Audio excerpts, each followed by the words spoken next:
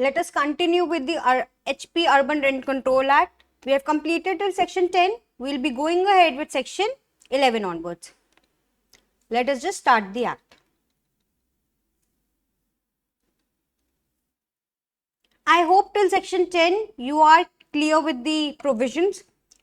Now moving ahead with section 11 onwards.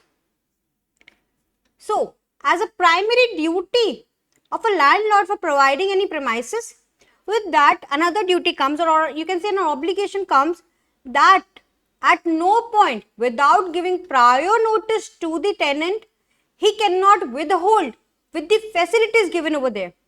That is, at any point of time, if he is bound to pay the water taxes and he have included that water taxes in the rent itself, rent has been properly paid by the tenant to the landlord.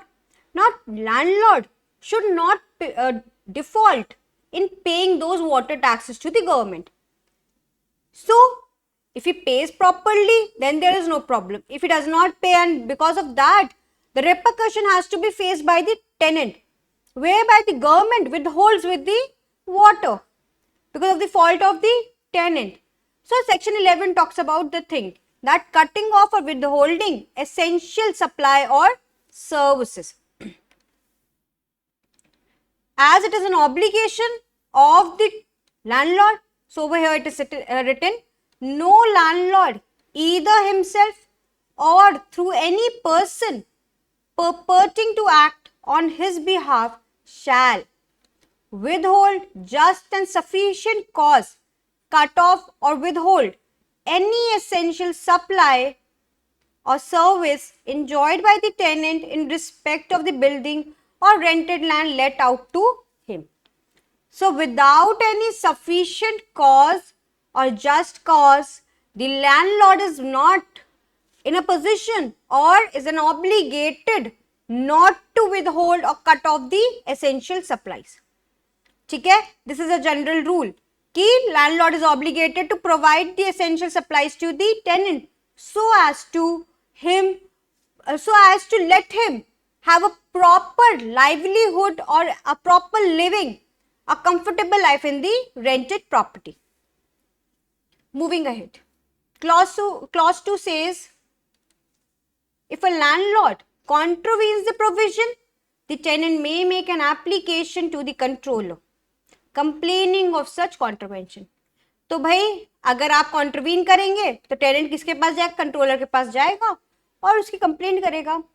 If the controller is satisfied that the essential supply or service was cut off or withheld by the landlord with a view to compelling the tenant to vacate the premises or to pay an enhanced rent, अगर controller satisfied हो जाता है दो चीजें कि withhold कर रहा है विद द रीजन कि वो कंपेल करना चाह रहा है टेनेंट को कि भाई आप छोड़ दो प्रॉपर्टी को, या सेकेंडली वो ज्यादा रेंट मांग रहा है उससे,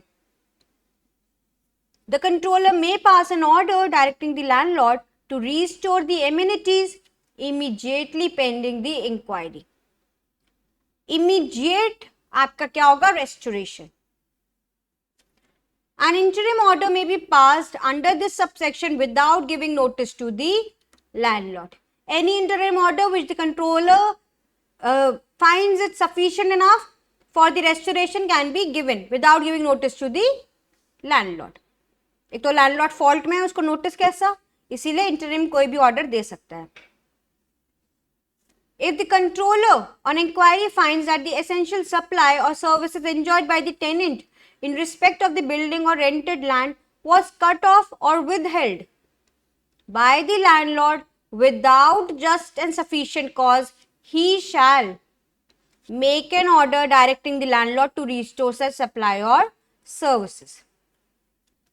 Fifth, the controller may, in his discretion, direct that compensation not exceeding 1,100 rupees. Compensation कितना है? ₹100 to be paid to landlord by the tenant. Landlord tenant को पे करेगा if the application under subsection 2 was made frivolously or vexatiously. Oh, sorry मैंने arrow गलत बना दिया, ठीक है। अगर फ्रिवलेस या वेक्सेशियस, फ्रिवलेस और वेक्सेशियस मतलब या तो with the intention of delaying the process या with the intention of just causing harm to the other party. Frivolous या वेक्सेशियस है इन द नेचर, तब आप क्या करोगे, टेनेंट विल बी मेड पे ₹100 टू द लैंडलॉर्ड। सेकेंड क्या कह रहा है, be paid to the tenant by the landlord. Landlord पे करेगा टेनेंट को कब, if the landlord had cut off withhold without just and sufficient cause. अब एक्सप्लेनेशन 1 बात कर रहा है एसेंशियल सप्लाई की और सर्विसेज की। It include supply of water, electricity, lights in passages, on staircase, conservancy, sanitary services, ये सब आपके एसेंशियल सप्लाई में आता है। आपका ये प्री का क्वेश्चन बन जाता है, और ये भी कितना फाइन पे कर सकता है, कितना कॉम्पनसेशन पे कर सकता है। और एक तो बन ही रहा है, whom which authority should be approached for such withholding or this thing, ठीक है। तो वो कौन है, आपका कंट्रोलर है, ये तो आपको याद रखना ही है। Explanation 2. For the purpose of this section, withholding any essential supply or service shall include act or omission attributable to the landlord on account of which the essential supply or service is cut off by the local authority or any other competent authority. जैसे आपको मैंने पहले ही बता दिया था, अगर landlord की वजह से गवर्नमेंट ने कोई भी एक्शन लिया as against the water supply anything like that, जिसकी वजह से टेनेंट सफर कर रहा है, तो landlord would be held liable. Now section 12, conversion of a residential building into a non residential building. इससे पहले ये सेक्शन नंबर आपका प्री में पूछा गया था, ठीक है। 12 का सेक्शन नंबर ऑलरेडी पूछा जा चुका है, और वो भी सिंपली इस तरीके से नहीं कि कन्वर्जन ऑफ रेजिडेंशियल बिल्डिंग किस सेक्शन में हो रही है। देयर वर 3, मतलब ऐसे नहीं होता है, आपको मैच द फॉलोइंग करना पड़ता है, तो one of the match the following was related to section 12 as well, तो इसीलिए वी कैन नॉट से, और वो भी बहुत रैंडम मैच द फॉलोइंग थे, तो मैं ये नहीं कह सकती कि हाँ ये इंपॉर्टेंट सेक्शन है तो इसका सेक्शन नंबर आपको याद करना है।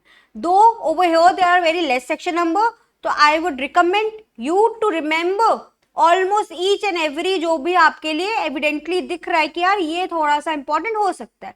अब मैं आपसे ये नहीं कहूंगी कि अगर लिखा है who has the power to make rules या चेंजेस कौन कर सकता है, इसके सेक्शन नंबर याद करिए, मिसलेनियस का सेक्शन नंबर याद कीजिए, रिपील का सेक्शन नंबर याद कीजिए। मैं आपसे ये नहीं कह रही, मैं कह रही हूँ कि भाई जो इंपॉर्टेंट दिख रहा है एविडेंटली कि यार ये इससे पूछा जा सकता है, तो मेक श्योर यू रिमेंबर। क्योंकि एचपी में ऐसे ही मैंने क्वेश्चन देखा है जिसमें रैंडम आपके ये हेडिंग्स उठाई गई और रैंडम सेक्शन नंबर्स को आपको मैच द फॉलोइंग करना था।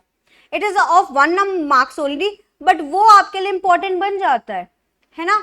Each and every marks is important for you. 1 marks से या तो आप मेरिट लिस्ट के अंदर हो सकते हैं या उसी 1 मार्क्स से आप मेरिट लिस्ट के बाहर हो सकते हैं, तो चॉइस इज योर्स।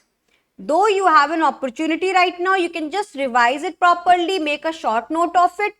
बस उतना ही करना है, रिविजन करते रहो, याद हो जाएगा। कोई बहुत बड़ी तोप तो है नहीं कि याद ही नहीं होगा, right. Provisions are simple, it is just that basic चीजें जो हैं, done 10%, time period, your authority, that becomes important, your section number becomes important. Other than that मेरी कोशिश यही रहेगी कि मैं आपको एक मूवी फॉर्मेट में उसको समझा दूं कि ऐसे से ऐसे चल रहा है, सो दैट आपको इजीली वो चीजें कंसेप्ट आपके क्लियर हो। Fine. Now yes, section 12 simply talks about no person shall convert a residential building into a non residential building except with the permission in writing of the controller. यही चीज पूछी गई थी कि यहां पर permission in writing of the controller to convert residential building, मतलब sorry ये पूछा गया था कि रेसिडेंशियल बिल्डिंग आपकी नॉन रेसिडेंशियल बिल्डिंग में किसके थ्रू कन्वर्ट हो सकती है, by oral examination, sorry oral permission of the state government, written permission of the state government, written permission of the controller, high court, कुछ भी रैंडम अथॉरिटीज लिखी हुई थी। तो you are required to understand कि रेंट कंट्रोल में तो सिर्फ और सिर्फ स्टेट गवर्नमेंट का अथॉरिटी है अपॉइंट करना कंट्रोलर को या रूल्स बनाना, उसके अलावा कंट्रोलर को ही हम जनरली देखेंगे एज अ फोकल पॉइंट जहां पर हर चीजें अप्रोचेबल है। as per your Rent Control Act. Section 13. Landlord's duty to keep the building or rented land in good repairs. अब जैसे कि लैंडलॉर्ड का ऑब्लिगेशन है अंडर सेक्शन 11 कि उसको विदहोल्ड नहीं करना है कोई भी necessity supplies to the tenant, similarly landlord की एक और ड्यूटी है, क्या है? टू कीप द बिल्डिंग और rented land in a good repairs. अगर मुझे प्राइमा फेसाई दिख रहा है कि there is a crack in the building and it can anyhow in some day can fall off, then it is a duty of the landlord to maintain it in a proper वे कि ऐसा कोई damage ना tenant को हो और ना ही किसी third person को हो, राइट? तो section 13 talks about the duty of the landlord to keep the rented land in a good repairs. Every landlord shall be bound to keep the building or rented land in good and tenantable repairs. Tenantable मतलब कि tenant उस पर रह पाए. We can rent it for tenancy. If the landlord neglects or fails to make within a reasonable time after receiving a notice in writing, if there is a neglect or failure on the part of the landlord after receiving a notice in writing, any repairs which he is bound to make under subsection 1, the tenant may make the same himself and deduct the expenses of such repair from the rent or otherwise recover them from the landlord. Section 13 को हम थोड़ा सा short में लिख लेते हैं. Landlord's duty to repairs. Failure or neglects after written notice. यहां पर 30 days नोटिस, 10 days नोटिस ये कुछ नहीं लिखा है, इसीलिए हमको याद रखना है कि सिर्फ राइटिंग में होना चाहिए. ओरल नोटिस की बात नहीं की गई है, रिटन में नोटिस होना चाहिए, तो इसीलिए हमारे लिए प्री के लिए इंपॉर्टेंट बन जाता है. रिटन नोटिस दिया, फेलियर हुआ, तब tenant will repair plus deduct और रिकवर कॉस्ट. जो भी कॉस्ट लगी या तो वो डिडक्ट करेगा किससे? फ्रॉम दी योर रेंट, और he will recover the cost from the landlord, provided that the amounts so deducted or recoverable in any year shall not exceed 1/12 of the rent payable by the tenant for that year. Very important. Shall not exceed कितना? 1/12 of the rent payable for that year. उस साल के 1/12 का deduction नहीं होना चाहिए. Where any repairs without which the building or rented land is no longer habitable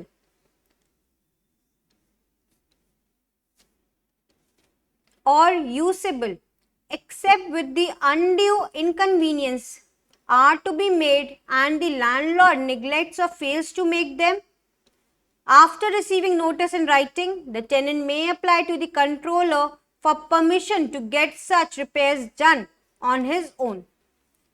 यहां पर जो कि कौन से हैं जिसके बिना आप लॉन्गर हैबिटेबल या यूजेबल नहीं कर सकते उस प्रॉपर्टी का. फॉर एग्जाम्पल जैसा मैंने आपको पहले बताया था, क्रैक होना. अब क्रैक है तो किसी दिन भी प्रॉपर्टी गिर सकती है. इस केसेस में अगर टेनेंट खुद से रिपेयर कराएगा तो कॉस्ट तो ज्यादा लगेगी, जितना रेंट है उससे ज्यादा कॉस्ट लगेगी, और आपने यहाँ लिखा है 1/12 से ज्यादा डिडक्शन नहीं होना चाहिए. इसीलिए क्लॉज 3 सिंपली बोल देता है इन सच केसेस जहां कॉस्ट ज्यादा लगेगी ऑफ रिपेयर और टेनेंट और लैंडलॉर्ड अपना निग्लेक्ट कर रहा है, फेल्योर कर रहा है, in that case tenant can apply to the controller for getting the permission for doing such repairs on his own and may submit to the controller an estimate of the cost of such repairs. With that, you have to submit the cost, जो कि estimate amount लगेगा, and thereupon the controller may, after giving the landlord an opportunity of being heard and after considering such estimate of the cost, and making such inquiries as he may consider necessary by an order in writing, permit the tenant to make such repairs. After considering everything, estimate opportunity to the landlord by going ahead, doing the inquiry and everything, वो क्या कहेगा, order करेगा in writing में कि भाई tenant तुम खुद कर लो, at such cost as may be specified in the order, and it shall thereafter be lawful for the tenant to get such repairs done on his own and to deduct the cost. भाई आपका जितना cost लगेगा आपने किसे rent से deduct करोगे, thereof from the rent, which shall in no case exceed the amount so specified or otherwise recover it from the landlord. यहां जो एक चीज मैं देख रही हूं, द अमाउंट सो स्पेसिफाइड, ये कौन सा अमाउंट की बात कर रहे हैं, जो कि ऑर्डर में लिखा है, ठीक है, जो ऑर्डर दिया कंट्रोलर ने उसमें अमाउंट एस्टिमेटेड अमाउंट था, अपॉर्चुनिटी दी, इंक्वायरी की, तो देखो ऐसा भी हो सकता है ना टेनेंट ज्यादा अमाउंट बता रहा हो, इसीलिए यहां पर कंट्रोलर का इंक्वायरी करने इज इंपॉर्टेंट, और तभी वो स्पेसिफाई कर देगा इन द ऑर्डर इटसेल्फ कि इतना आप डिडक्ट कर सकते हो या तो रिकवर कर सकते हो, ईदर आप चीजें कर सकते हैं, पर उतना ही जितना उन्होंने मेंशन किया in the order itself, provided that the amount so deducted or recoverable in any year shall not exceed 3 months rent payable by the tenant. Now this is important for you for your prelim examination. जहां पर आपका ऐसा कोई repair है which is important for your long habitation or for your usability, in that case through an application made to the controller after the inquiry and every procedure which is required to be followed under law, controller can agree for the tenant making a tenant by himself going ahead with the repairs and then later on deducting or recovering from the landlord. But over here the condition is कितनी जितनी cost है, cost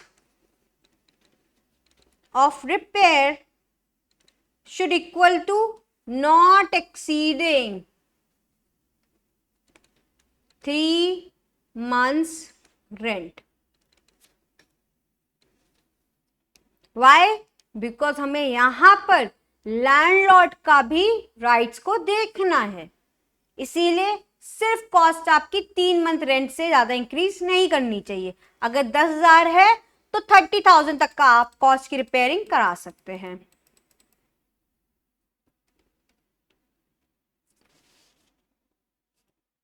Provided further that if any repairs not covered by the said amount are necessary in the opinion of the controller and the tenant agrees to bear the cost himself, the controller may permit the tenant to make such repairs. क्या कह रहा है? In case मैंने जैसे आपको बताया 30,000 तक का वो करा सकता है, अब 30,000 बजाय 35,000 लग रहा है, बट टेनेंट इज अग्रीइंग कि कोई बात नहीं, जो एक्स्ट्रा 5,000 लग रहा है I will bear by my own, then in that case controller can agree कि भाई ठीक है, you can go ahead with the repairs. Fine. So now we will be starting with the most important section of this act, which is eviction of tenant. Before starting with the eviction of tenant, let's just have a quick recap of whatever we have studied in a very systematic manner.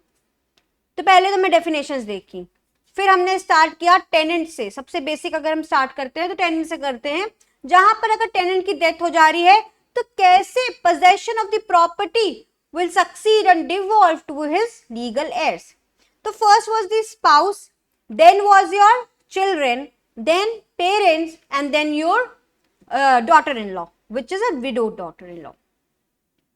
अब then going ahead with standard of rent fix by the controller, 10% increase होगा.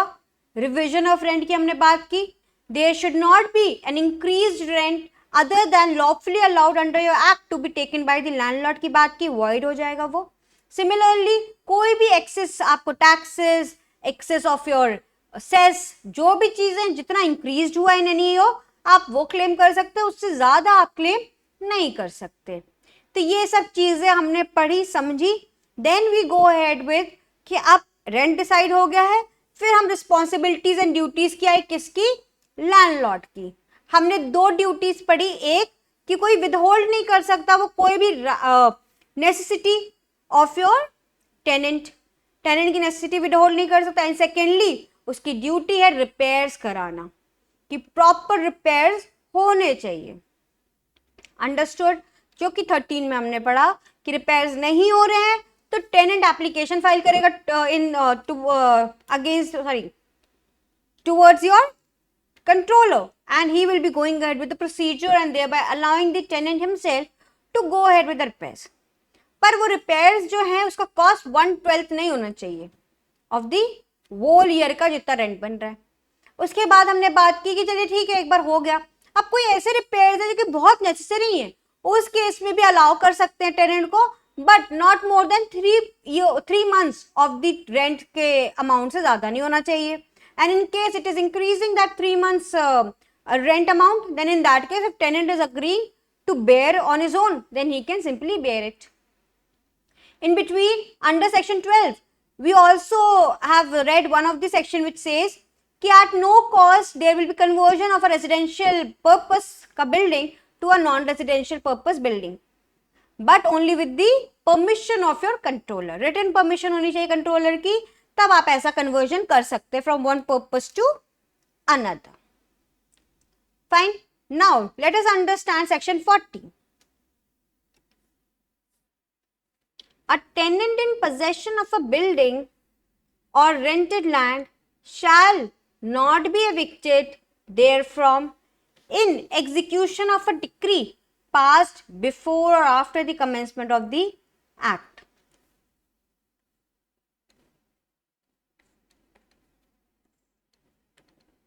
Or otherwise, whether before or after the termination of the tenancy, except in accordance with the provisions of this act.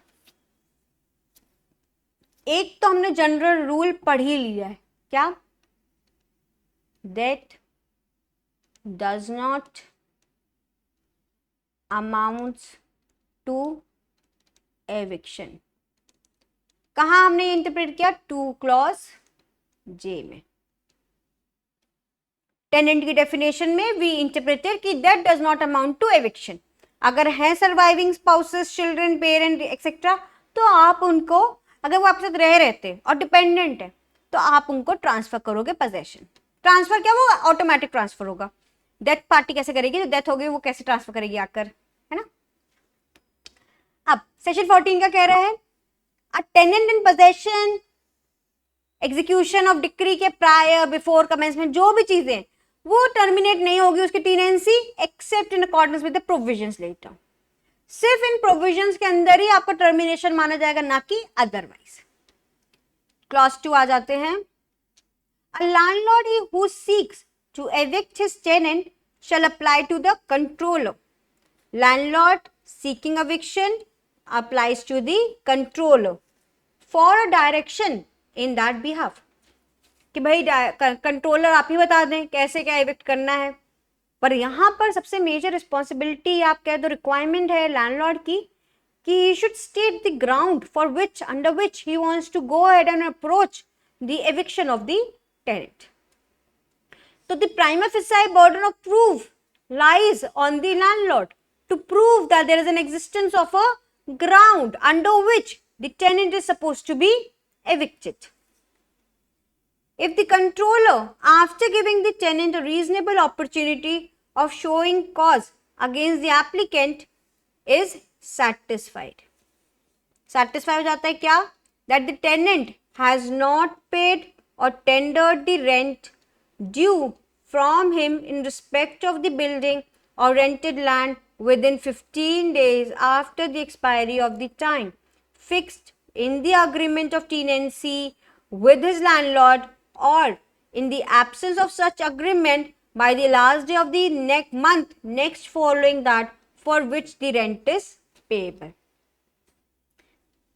क्या है? दो चीजें इसमें mention की गई हैं। एक कि भाई 15 तारीख तक, जैसे मान लीजिए मुझे रेंट पे करना है अगस्त का, तो मुझे 15 अगस्त तक का टाइम है to pay my rent, and in case that is not agreed between the parties, then in that case मुझे 30 अगस्त तक का टाइम है कि मैं अपना रेंट पे करूं। Last day of the month तक का मेरे पास समय होता है कि मैं उस मंथ का रेंट पे कर दूं विद इन 15 डेज और लास्ट डे।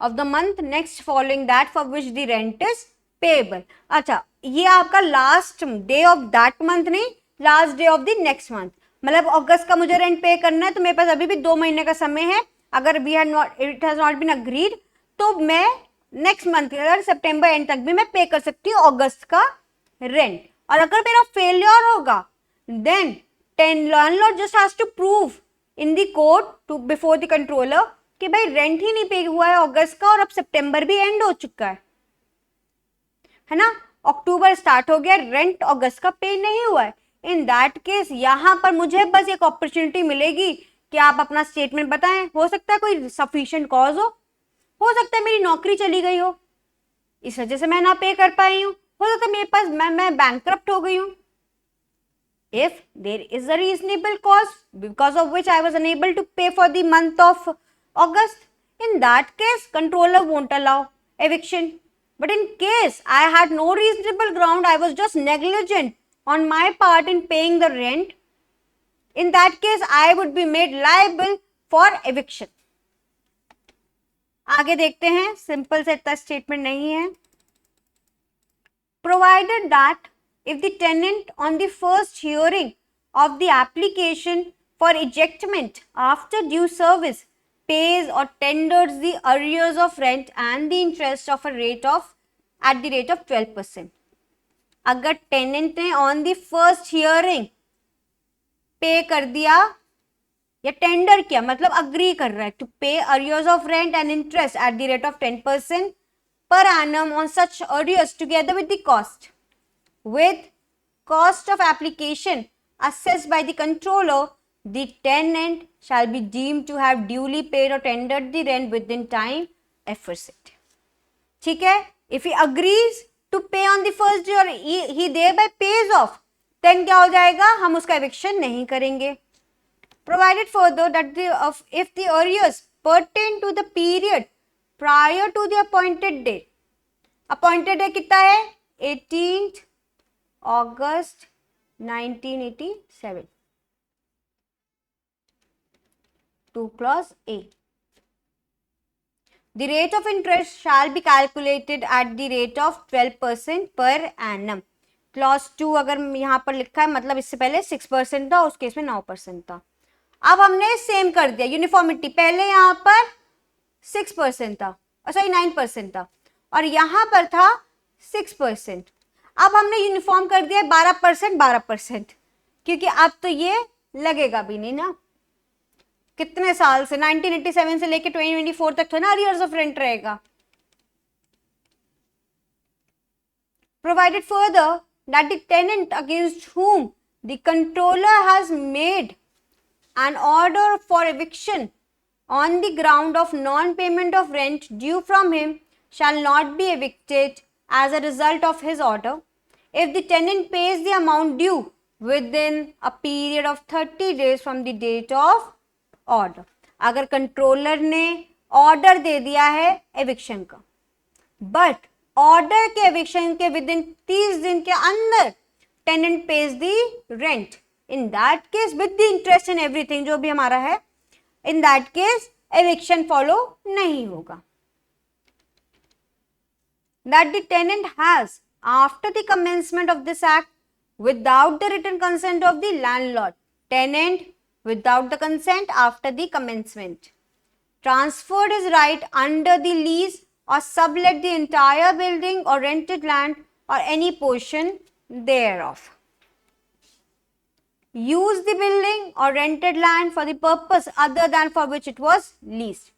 ये आपका सेकंड ग्राउंड है। फर्स्ट ग्राउंड टेनेंट वाला खत्म हो गया, सॉरी रेंट वाला खत्म हो गया, क्या था, सिंपल है, अगर rent 15 day of that month या नेक्स्ट फॉलोइंग मंथ के लास्ट डे में भी आपने पहले मंथ का रेंट नहीं पे किया तो एविक्शन होगा। उसके लिए आपको बुलाया जाएगा। अगर आप फर्स्ट डे ही rent plus 12% interest plus cost सब पे कर देते हैं, आप बच जाएंगे, एविक्शन नहीं होगा। In case you have a sufficient cost तब एविक्शन नहीं होगा, जो चीज यहाँ लिखी नहीं है। And secondly, in case order of eviction pass हो भी गया है and still within 30 days you pay the rent, तब भी एविक्शन नहीं होगा।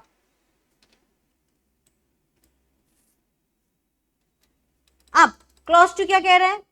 एक और एविक्शन का ग्राउंड ये है कि after the commencement without the permission, written permission of your landlord, you sublet or leased the entire building or any part of it, or use the building or part of it for any other purpose for which it was given to you.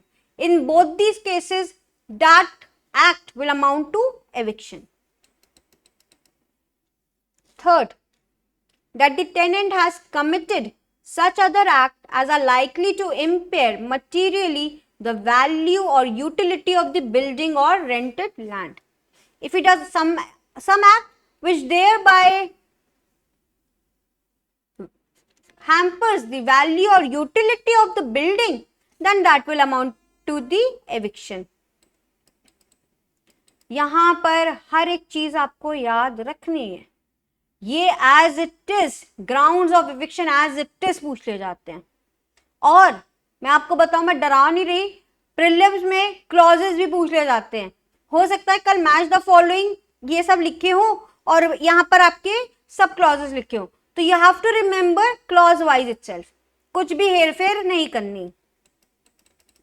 Fourth ground is that the tenant has been guilty of such act and conduct as a nuisance to the occupiers of building in the neighborhood, that the tenant has ceased to occupy the building or rented land for the continuous period of 12 months without reasonable cause. ये एक important है आपके लिए ground कि भाई 12 महीने तक without reasonable cause आप पोजेशन में ही नहीं रहे, आप ऑक्यूपेंसी में नहीं रहे उसकी। तो इसमें तो प्रॉपर्टी, देखिए एक चीज कही जाती है, no property can left in एबियंस।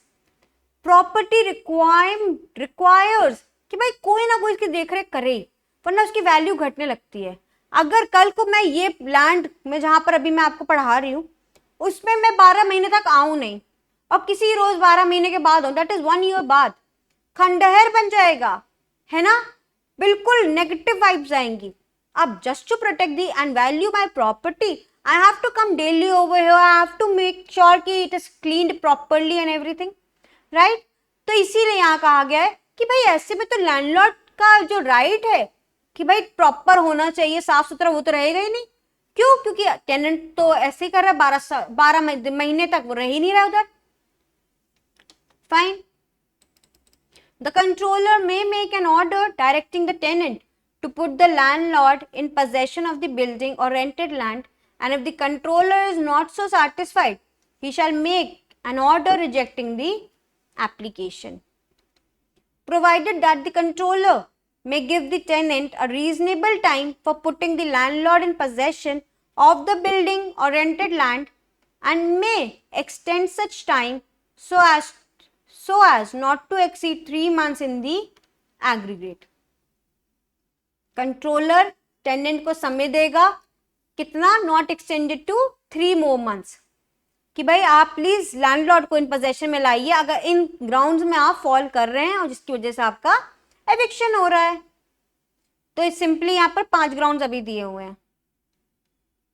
A landlord may apply to the controller for an order directing the tenant to put the landlord in possession. अब यहाँ पर लैंडलॉर्ड अप्लाई कर सकता है कंट्रोलर को कि भाई आप प्लीज ऑर्डर करिए टेनेंट को कि वो मुझे पोजेशन में दे।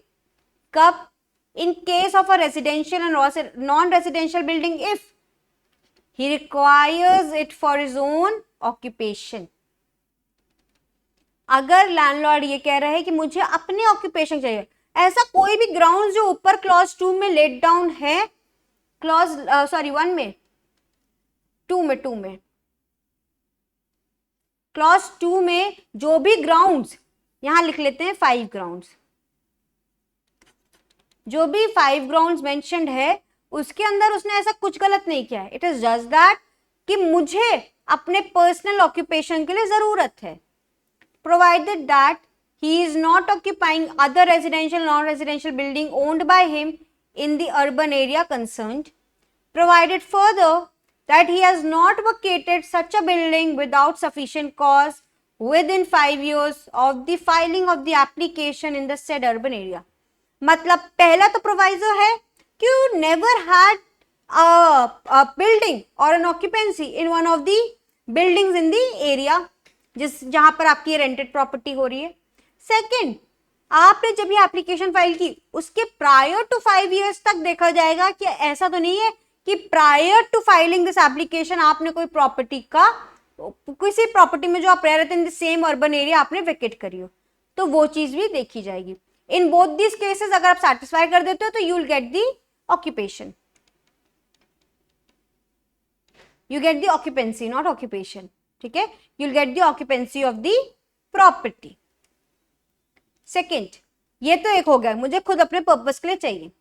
Second, it was let to the tenant for use as a residence by reason of his being in service or employment of the landlord. जिस प्रॉपर्टी में टेनेंट रह रहा था वो इसलिए म्योरली था क्योंकि वो एम्प्लॉय था लैंडलॉर्ड का या उसकी सर्विस में था. And the tenant has ceased. अब टेनेंट की वो सर्विस वो एम्प्लॉयमेंट खत्म हो गई है, whether before or after commencement of this act to be in such services or employment. देखिए पर्पस क्या था यहाँ पर देने का टेनेंट को रेसिडेंस, कि भाई आप मेरे अंदर काम कर रहे हो तो आप आराम से कंफर्टेबली यहाँ रहिए. अब जब आप मेरे अंडर काम ही नहीं कर रहे हो, not no more a employ to me, then in that case I would want to take back my possession so that I can provide that possession to the next employer. है ना, जो next employ होगा उसको मैं वही possession दे पाऊं.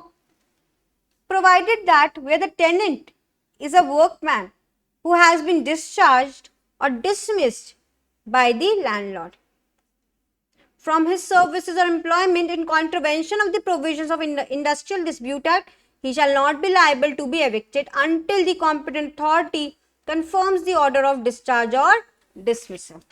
अगर यहाँ पर कोई वर्कमैन है और मैंने उसको इलीगल डिस्चार्ज किया है जो कि वो क्लेम कर रहे हैं, तो जब तक ये चीज प्रूव नहीं हो जाएगी तब तक वो कंटिन्यू करेगा possession of the rented property.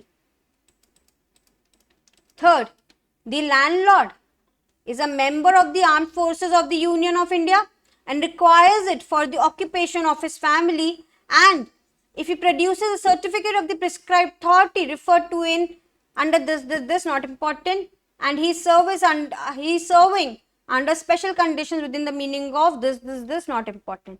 तो in case he is a member of armed forces, उसको ऑक्यूपेशन किसके लिए चाहिए? अपनी फैमिली के लिए. बस पहला क्लॉज है खुद के लिए चाहिए, सेकंड है किसी मैंने ऐसे टेनेंट को दिया जो कि सर्विस में था, अब उसकी सीज हो गई, एंड थर्ड यहाँ पर मैं तो वैसे मेंबर हूँ आर्म फोर्सेस का या डिफरेंट गवर्नमेंट पोस्ट का, बट यहाँ पर मुझे अपने फैमिली मेंबर्स के लिए घर चाहिए.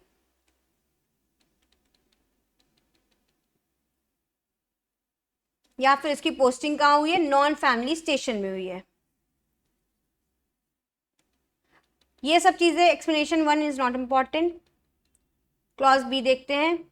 इन the case of a rented land, if he requires it for his own purpose, provided he is not occupying the urban area, in the urban area concerned, any other rented land, provided further he has not vacated such rented land within 5 years. Same आपका ऊपर जैसा.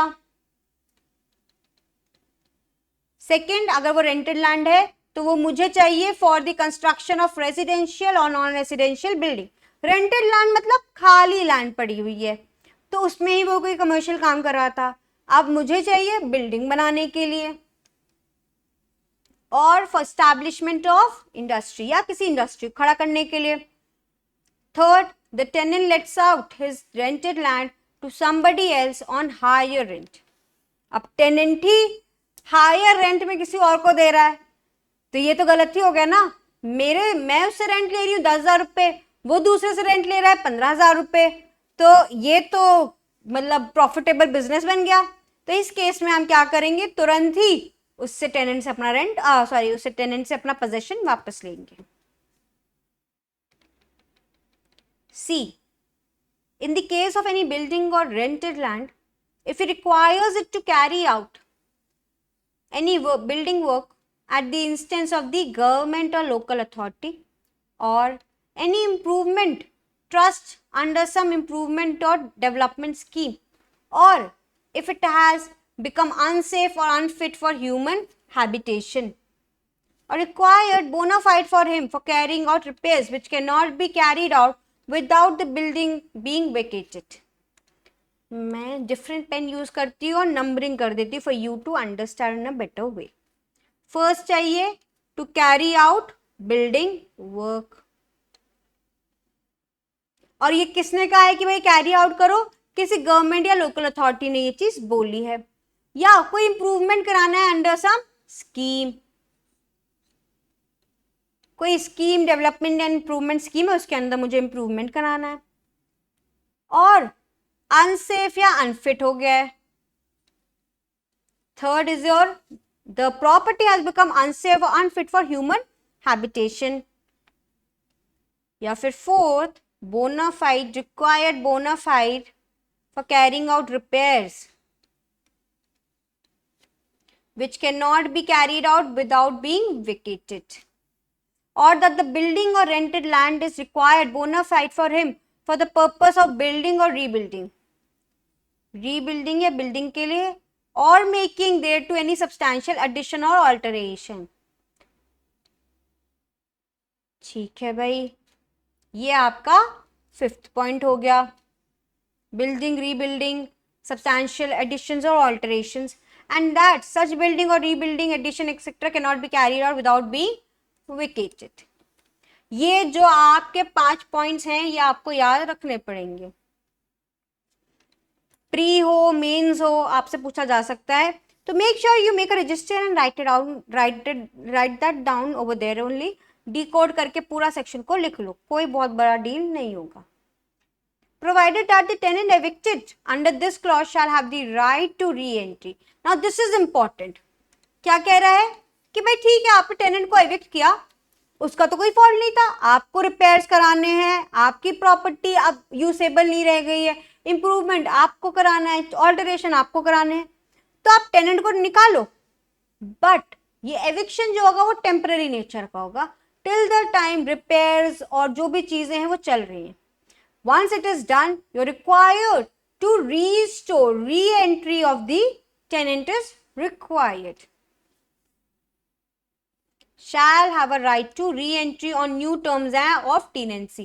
Now this is thing. यहाँ पर old terms of tenancy पे re-entry नहीं हो रही है, यहाँ पर new terms में हो रही है. क्यों? अब मैंने रिपेयर्स कराए, मेरे चार्जेस लगे हैं ना, मैं वो तो आपसे मांगूंगी.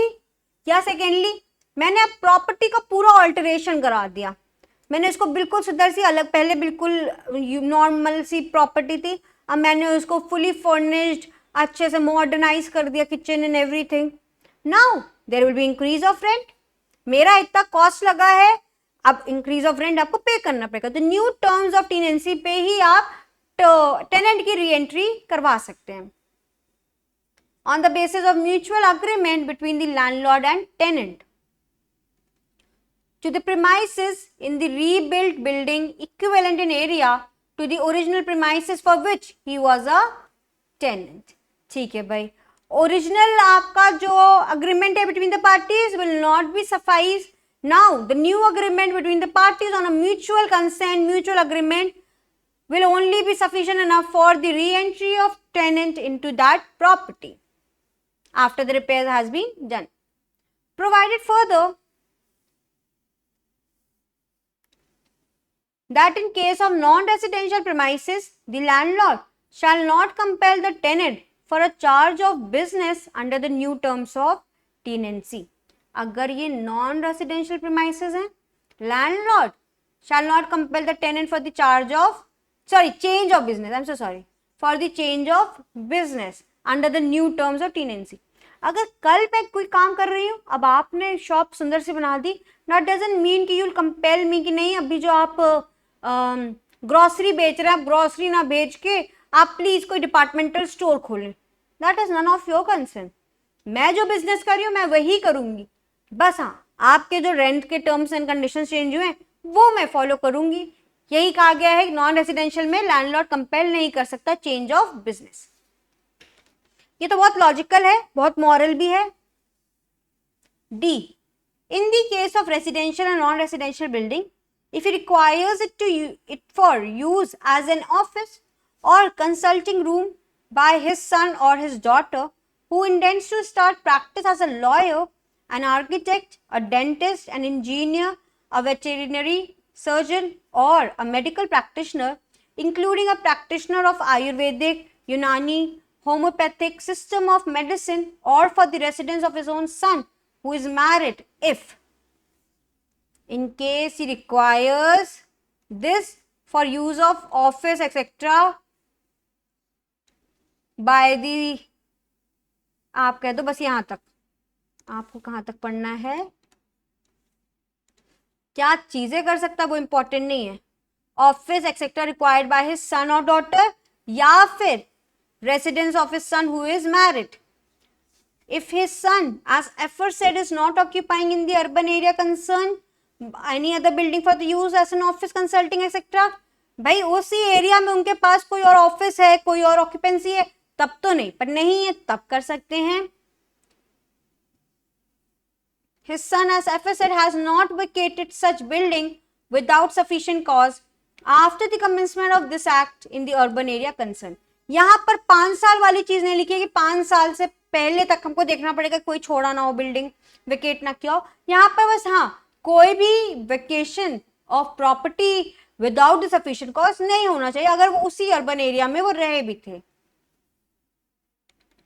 Provided that where tenancy is for a specified period agreed upon between the landlord and the tenant, the landlord shall not be entitled to apply under subsection before the expiry of such period. Now this is important. अगर आपको अपने children के लिए necessity भी है, चाहे for office और for residential purpose because he got married, still आप उसको अप्लाई नहीं कर सकते till the expiry of such period. अगर कोई एग्रीड पीरियड है उससे पहले आप अपने रूल्स अप्लाई नहीं कर सकते, एविक्ट नहीं होंगे tenant. Provided further that where the landlord has obtained possession of any building or rented land under the provision of A or B, he shall be entitled to apply again under the said clauses for the possession of any other building for the same class or rented land. Landlord ने जो possession obtain किया है वो फिर से entitled है कि दूसरे पोजेशन और बिल्डिंग के लिए भी अप्लाई कर सकता है। Provided further that where a landlord has obtain possession of any building under clause D, he shall not be entitled to apply। ठीक है भैया, तो जरा हम देख ले ए बी और डी क्या क्या डील करते हैं। डी ये है कि इसमें तो हम दूसरी प्रॉपर्टी पर अप्लाई नहीं कर सकते, और ए और बी क्लॉजेस कौन से हैं। Be in case of rented, जहां पर हमें क्या कराना है, हिज ओन यूज के लिए उसको चाहिए, या फिर हमें कोई कंस्ट्रक्शन कराना है रेसिडेंशियल का नॉन रेसिडेंशियल, मतलब सॉरी लैंड, ये रेंटेड लैंड है ना, उसमें हमें कोई कंस्ट्रक्शन कराना है, या फिर टेनेंट ने किसी ज्यादा हाई प्राइस में उसको ऑलरेडी सेल किया है। और आपका ए है जहां पर मुझे खुद अपने पर्पस के लिए चाहिए, या मुझे अब मैं कोई सर्विस में पर्सन है उसको हटाना है, या फिर मैं मेंबर ऑफ आर्म फोर्सेस हूं और मुझे अपनी फैमिली के लिए चाहिए। तो ए और बी केसेस में तो मैं फिर से दूसरी प्रॉपर्टी के लिए अप्लाई कर सकती हूँ पोजेशन, पर डी के केस में मैं नहीं कर सकती। For the residence of same son, same son के लिए नहीं कर सकते, मेरा दूसरा सन है उसकी शादी हो रही है, दूसरी प्रॉपर्टी को मैं क्लेम कर सकती हूँ under the same provision. Clause 4. The controller shall, if he is satisfied that the claim of the landlord is bona fide, make an order, controller satisfied bona fide claim, make an order directing the tenant to put the landlord in the possession of the building or rented land on such date as may be specified by the controller, and if the controller is not so satisfied, he shall reject the application. Very simple. Provided that the controller may give the tenant a reasonable time for putting the landlord in possession of the building, not exceeding 3 months, same as above. Clause 5. where a landlord who has obtained possession of the building or rented land in pursuance of an order under subsection 3 does not occupy it himself or obtained possession does not occupy for himself or his possession was obtained by him or his family in pursuance of an order, जहां पर उसने खुद के लिए apply किया था या उसकी फैमिली मेंबर्स के लिए, अब भी वो लोग पोजेशन में नहीं है या उसकी फैमिली नॉट इन ऑक्यूपाई कर रही है पोजेशन, और possession was obtained by him on behalf of his son और daughter, his son or daughter does not occupy for that purpose for which it was obtained for a continuous period of 12 months from the date of obtaining possession.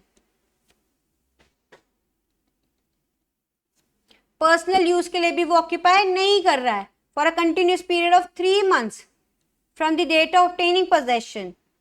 या landlord ने possess किया था to put that building to any other use, puts that building to any other use other than for which it was obtained or lets it out to any other tenant than the tenant evicted. The tenant who has been evicted may apply to the controller for an order directing that he shall be restored to possession of such building or rented land, or landlord accordingly, controller accordingly decision देगा. Clause 6. Where a landlord has acquired any premises by transfer, landlord ने acquire किया कोई premises by transfer, no application for recovery of possession of such premises shall be made under this section on the ground specified under subsection 1 of clause A of subsection 3 unless a period of 5 years has elapsed from the date of such acquisition. तो जरा देख ले 3A1 क्या है.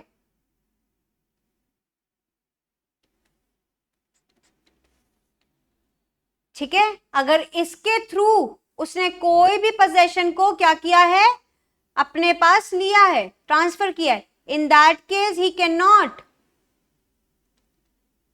Do what, he cannot apply for the recovery of possession unless a period of 5 years elapsed from the date of such acquisition. 7th, where the controller is satisfied that any application made by a controller, made by the landlord for eviction of a tenant is frivolous or vexatious, then he is required to compensation not exceeding 500 rupees to be paid by such landlord to tenant. 500 rupees पे होंगे किसको, landlord से tenant को, अगर कैसी है, frivolous या vexatious है. पहले तो ये दो ग्राउंड भी याद कर लेना कि फ्रिवलेस और वेक्सेशियस ही ग्राउंड है. जैसे उस वाले केस में क्या था, अगर टेनेंट या जिसने भी, अगर हाँ इससे पहले क्या था, अगर कोई भी एप्लीकेशन जो फाइल हुई है फॉर रिपेयर्स वो फ्रिवलेस या वेक्सेशियस है तो 100 रुपए देना है एज अ कॉम्पनसेशन. इधर एविक्शन है इसीलिए 500 रुपए देना है. अब मुझे तो लगता है कि दोनों को ही 2012 में अमेंडमेंट हुआ, 2012 में ये भी अमेंडमेंट हो जाना चाहिए कि थोड़ा सा इसका प्राइस बढ़ा दें, so as to deter the people, the parties for going ahead and wasting the time of the court, right. So we have completed the whole eviction of the tenant. This is the most important section when we talk about your mains or your prelims, क्योंकि एक एक ground से जो भी exceptions हैं, जो भी प्रोवाइजोज हैं, उससे क्वेश्चंस बहुत पूछे जाते हैं. आई हैड मेड श्योर कि इंपॉर्टेंट पॉइंटर्स आपके माइंड में सेट हो जाए. इन केस ना हुए हो तो मेक श्योर आपने कहीं इन शॉर्ट लिख लिया हो, बिल्कुल शॉर्ट में कीवर्ड्स उठा के मैंने सिर्फ मेंशन कर दिया हो. Secondly, revise as much as you can before the exam so that कल इधर से क्वेश्चन आए, चाहे प्री हो चाहे मेंस हो, you will be able to write a better answer for the same. ठीक है, with this I will end this session and we'll start from section 15 in the next session onwards. Thank you so much. Have a good day.